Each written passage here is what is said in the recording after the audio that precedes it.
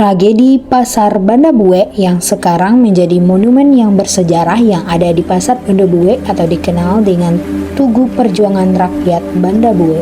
Oleh karena itu, untuk mencari informasi-informasi tentang sejarah tugu yang ada di Banda Bue, kami mencoba mewawancari beberapa narasumber yang ada di sekitar wilayah pasar yang ada di Banda Bue. Pasar Banda Bue menjadi salah satu pasar di luar kota Padang yang beroperasi di lokasi yang strategis dan menarik pedagang yang ada di kota Solo, pesisir selatan, serta wilayah sekitar Pawe 5 dan 9. Selasa dan hari Sabtu menjadi hari paling sibuk di pasar ini. Tempat ini tidak hanya sebagai tempat berdagang, tapi hanya juga bertukar informasi terkait perjuangan selama melakukan senang hati dan tidak menarik perhatian Belanda. Belanda pada dasarnya berusaha merebut kekuasaan yang terputus setelah kekalahan Jepang, di mana mereka bersekongkol dengan pasukan Inggris untuk mengalihkan kekuasaannya tanpa sepengetahuan yang lain. Namun para pemuda dan masyarakat kota Padang tidaklah sebodoh itu. Mereka secara terus-menerus mengganggu posisi pasukan Belanda dan tang sekutu. Tepat pada tanggal 7 Januari tahun 1947, langit kota Padang menjadi sanksi kekejaman Belanda yang menguncang kota Padang. Meriam Belanda melepaskan tembakan di mana yang menggema ke arah Kampung Alai, Kampung Kelawi, Andalas, dan Ondiring, membatakan keheningan yang biasa menghiasi kota Padang. Serang itu menjadi sejati pertujuan untuk melindungi barisan tentara Belanda bergerak menuju jurusan Ampang, Anduring Lubuk, dan Begaluang, serta wilayah Pisang. Belanda sama sekali tidak menduga bahwa ia menemui hambatan yang tak disangka-sangka dari pihak tentara perjuangan rakyat yang semangat membara dari pihak tentara dan para pejuang perlawanan yang mematahkan ranjau darat. Mereka memasang pasang yang berhasil melumpuhkan 2 truk Belanda beserta isinya hingga hancur berkeping-keping. Kemenangan kecil ini adalah bukti bahwa meski dalam keadaan mendesak, semangat perlawanan mereka tidak pernah dalam.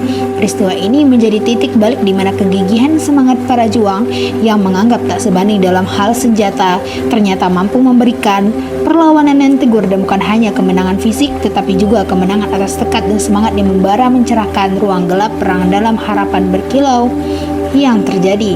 Ternyata di balik itu serangan Belanda terjadi kembali tepat pada tanggal 8 Januari tahun 1947. Belanda berhasil meluncurkan senjata yang mematikan senapan mesin dan roket serangannya yang terduga menyasar kepada markas Batalion Gabungan Indaruang dalam ketinggian langit yang tidak mencapai dari 10 hari setelah itu. Tepatnya pada tanggal 18 Januari tahun 1947, tentara Belanda kembali dengan pesawat tempurnya yang mengamuk menyerang Pasar Banda Bue. Tepatnya pada pagi hari, suasana pasar yang begitu ramai. Setiap sudut terdengar kegaduhan riang dan canda antara pedagang pembeli yang sibuk mencari barang yang dibutuhkan.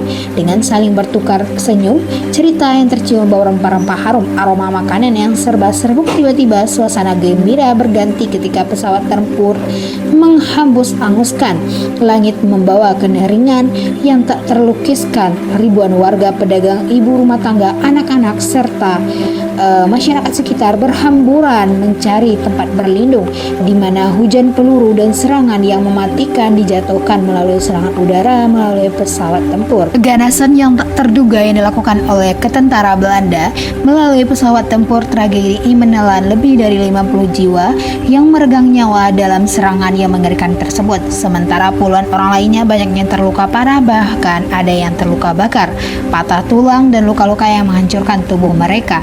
Tak terbayangkan bagaimana kondisi pada saat itu, yang mana banyak anak-anak yang berlarian mencari keluarganya. Setelah kondisi dilihat sudah mulai aman, barulah masyarakat mencari keluarganya, mencari tempat-tempat aman, dan mencari kehilangan keluarga masing-masing. Mereka sibuk mencari keluarga mereka masing-masing untuk melihat bagaimana kondisi keluarga mereka. Ternyata alasan Belanda melakukan penyerangan di Pasar Banda Bue alasannya karena mereka melihat bendera merah putih berkibar di sekitaran Pasar Banda Bue, yang mana itu alasannya Belanda sangat membenci kibaran bendera merah putih di wilayah pasar tersebut. Oleh karena itu ia meluncurkan suatu serangan kepada Pasar Banda Bue yang pada saat itu sedang kondisi ramai. Para korban yang berjatuhan dan sakit serta meninggal dunia dilarikan ke sekolah yang dekat dari Banda Bue untuk mencari tempat aman. Lalu ada juga dilarikan ke rumah-rumah sakit dan ada juga yang sudah dibawa oleh keluarga mereka. Melalui kepemimpinan dari Haji Jawaludin dan dari Paul memainkan peran besar dalam penuh keikhlasan yang sungguhnya yang mengangkat satu persatu jenazah yang ada di pasar Banda Bue. Mereka mulai menyolatkan sesuai dengan syariat Islam. Meskipun keterbatasan, mereka menggunakan tikar-tikar yang biasa menjadikan alas dagangan kain kafan menyelimuti jenazah tersebut. Lalu keesokan harinya sekitar pukul 10 pagi pesawat tempur Belanda kembali menerjang langit yang ada di sekitaran pasar Banda Bue, yang mana pada saat itu akan dilakukan sebuah penguburan jenazah. Lalu penguburan jenazah terpaksa diundur kembali karena banyaknya pesawat tempur yang berkeliaran di sekitaran pasar Banda Bue. Hal itu tentu membuat masyarakat sekitar menjadi takut untuk keluar dari rumahnya mereka dan mencari tempat nyaman untuk menyelamatkan nyawa mereka dan keluarga mereka. Karena kondisi yang belum kondisif, lalu penguburan jenazah diundur pada malam hari untuk mengelabui para tentara Belanda yang menjaga pada siang hari. Penguburan yang dilakukan pada malam hari melalui dengan memakai obor, sayangnya tidak semua jenazah dapat terkuburkan karena keterbatasan alat penerang serta reaksi warga yang tak tahan dengan bau busuk dari jenazah-jenazah yang sudah beberapa hari tidak dikuburkan.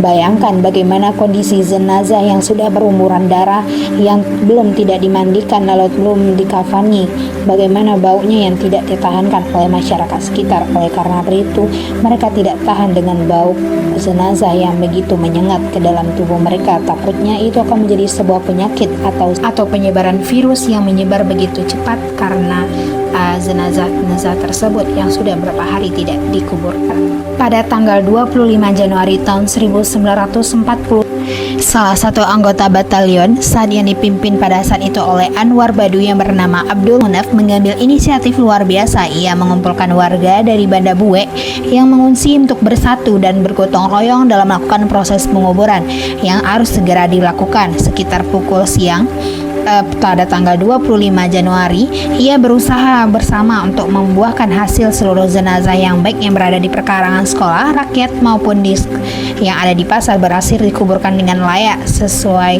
dengan syariat Islam. Layaknya Camat Sultan Harum Ar-Rasyidil Latif serta beberapa tokoh setempat yang bersatu mengumpulkan barang-barang yang bersebaran di pasar yang ditinggalkan pemiliknya. Barang-barang tersebut kemudian didistribusikan kepada masyarakat yang telah membantu proses penguburan.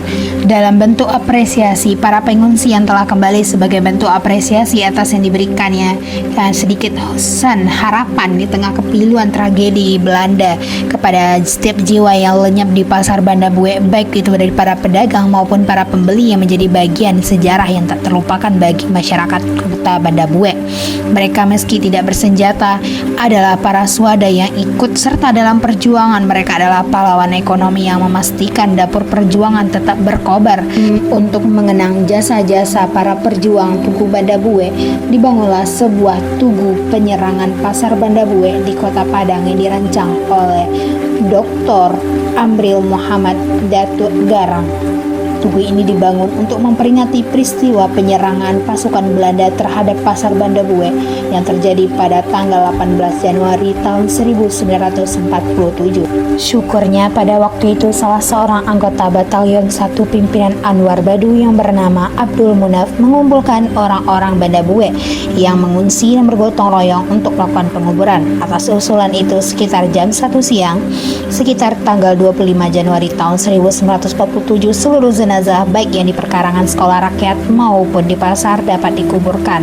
Seorang camat, Harum Al-Rasjid dan Latif Usman beserta beberapa tokoh kemudian sepakat mengumpulkan barang-barang yang bertebaran di pasar yang ditinggalkan pemiliknya untuk dibagikan kepada masyarakat yang membantu proses penguburan atau kepada pengungsi yang telah kembali. Monumen ini didesain langsung oleh Dr. Amri atau dikenal dengan Datuk Garang.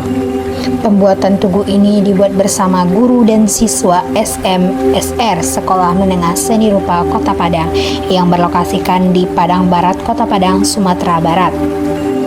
Tugu ini merupakan salah satu dari berbagai monumen perjuangan yang didirikan untuk mengenang perlawanan masyarakat Kota Padang terhadap sekutu Belanda.